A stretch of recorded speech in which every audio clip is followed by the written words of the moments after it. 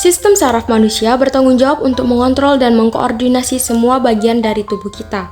Semua kegiatan dan kerja alat tubuh pada manusia diatur oleh sistem saraf. Sistem saraf termasuk sistem dalam tubuh yang paling kompleks. Sistem saraf terbentuk oleh miliaran sel saraf atau neuron. Struktur sel saraf terbagi menjadi 8 bagian, yaitu yang pertama nukleus atau inti sel, berfungsi sebagai pengatur kegiatan sel saraf. Yang kedua ada badan sel, berfungsi memelihara sel saraf, memproduksi neurotransmitter, dan mengendalikan aktivitas neuron, serta meneruskan rangsangan ke akson. Yang ketiga ada dendrit, berfungsi untuk menerima impuls dari ujung sel saraf lain dan dikirimkan ke badan sel. Yang keempat ada akson, berfungsi meneruskan impuls dari badan sel ke sel lainnya. Yang kelima ada sel sahwan, berfungsi membentuk selubung myelin, mempercepat impuls, dan membantu regenerasi saraf.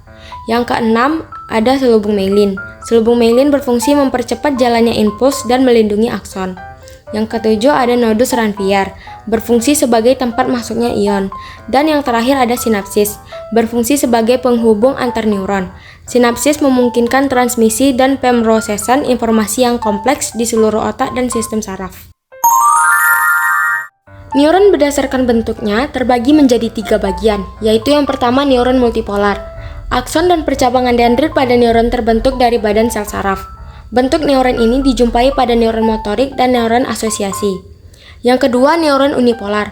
Neuron ini memiliki 2 jenis akson, yaitu akson perifer dan akson sentral.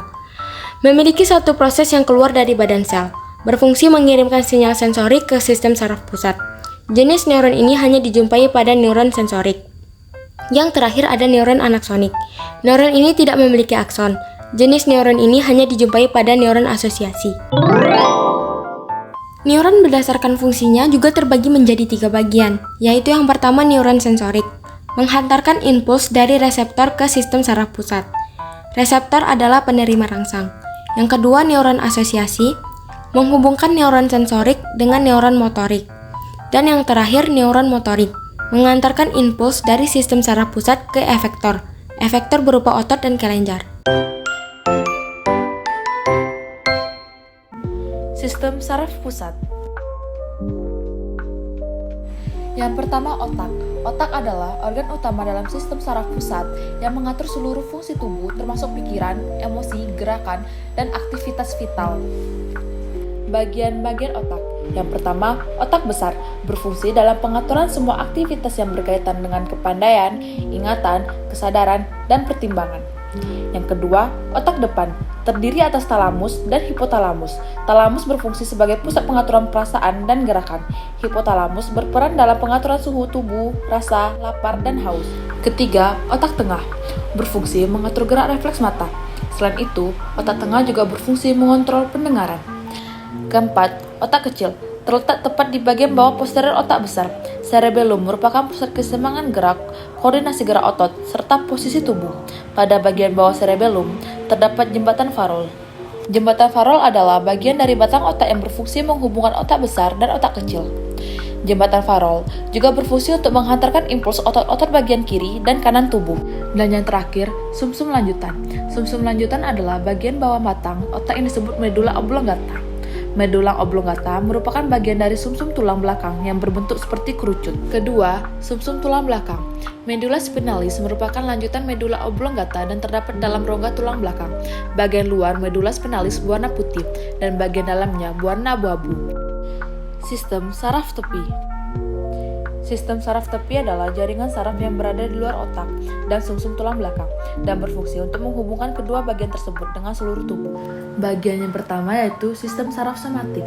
Sistem saraf somatik adalah bagian dari sistem saraf tepi yang mengendalikan gerakan tubuh yang disengaja. Sistem ini juga dikenal sebagai sistem saraf sukarela. Bagian terakhir adalah sistem saraf otonom. Sistem saraf otonom adalah bagian dari sistem saraf yang mengatur fungsi-fungsi tubuh secara tidak sadar. Sistem ini berperan dalam mendukung adaptasi tubuh terhadap lingkungan. Terjadinya gerak biasa dan gerak refleks. Gerak biasa merupakan gerak yang disadari. Contohnya, melangkahkan kaki menuju suatu tempat, berlari, dan menulis.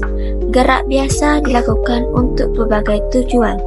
seperti menyentuh, mengambil, menendang, mendorong, dan berbagai gerak yang menunjang aktivitas manusia.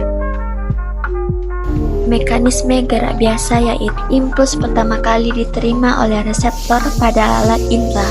Lalu, dari reseptor impuls diteruskan ke otak melalui saraf sensoris. Setelah sampai di otak, impuls diproses dan diterjemahkan di sana.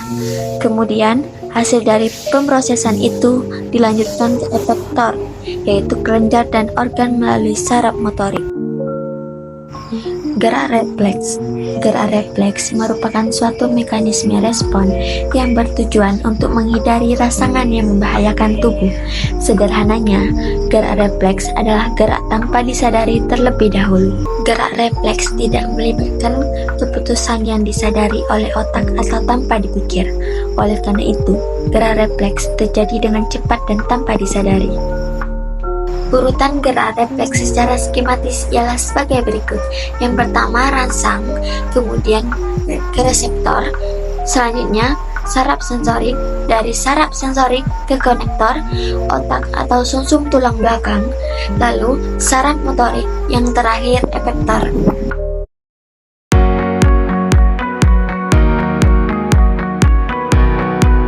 Prinsip pengantaran impuls. Sistem saraf berperan dalam mengantarkan impuls baik dari reseptor menuju saraf pusat maupun dari saraf pusat menuju efektor. Impuls merambat di sepanjang sel saraf. Impuls terbentuk saat reseptor di tubuh menerima rangsang. Impuls dari reseptor akan diteruskan menuju saraf pusat oleh sel saraf sensorik. Sedangkan impuls dari saraf pusat akan diteruskan menuju efektor oleh sel saraf motorik. Impuls merupakan arus listrik yang menjalar di sepanjang membran sel saraf. Pengantaran impuls melalui neuron. Pengantaran impuls melalui neuron terjadi karena adanya perbedaan muatan listrik antara bagian luar dan bagian dalam membran serabut saraf. Perbedaan muatan listrik potensial tersebut terjadi akibat pergerakan ion kalium atau K dan ion natrium atau Na di sepanjang membran akson. Pada potensial istirahat atau polarisasi, konsentrasi ion kalium di dalam akson lebih banyak dibandingkan di luar akson, sedangkan konsentrasi ion natrium di dalam akson lebih sedikit dibandingkan di luar akson. Kondisi ini akan dipertahankan selama fase potensial istirahat oleh pompa natrium kalium. Meskipun demikian, muatan listrik di permukaan dalam membran akson bersifat negatif karena konsentrasi berbagai jenis anion yang tinggi. Saat terjadi impuls, protein kanal natrium akan terbuka sehingga ion natrium dapat berifusi memasuki akson. Akibatnya, konsentrasi kation meningkat sehingga permukaan dalam membran akson menjadi bermuatan positif. Kondisi ini dinamakan depolarisasi. Ion natrium akan terus masuk hingga mencapai potensial aksi. Setelah mencapai potensial aksi, protein kanal natrium akan kembali tertutup, sedangkan protein kanal kalium akan terbuka sehingga ion kalium dapat berdifusi keluar dari akson. Akibatnya, konsentrasi kation kembali. Pengiriman impuls dari sel saraf ke sel saraf lainnya. Impuls dapat diteruskan dari satu sel saraf menuju sel saraf lainnya melalui beberapa cara.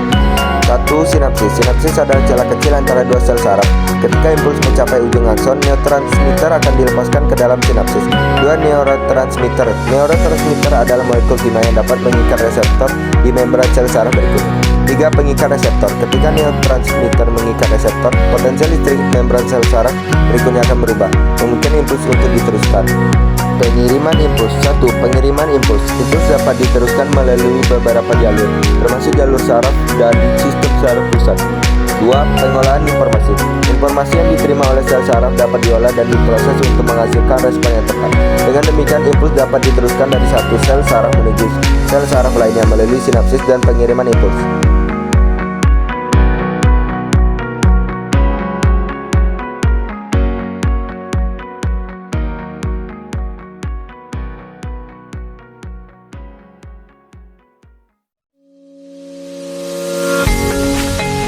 Gangguan sistem saraf pada manusia. Yang pertama ada hidrosefalus.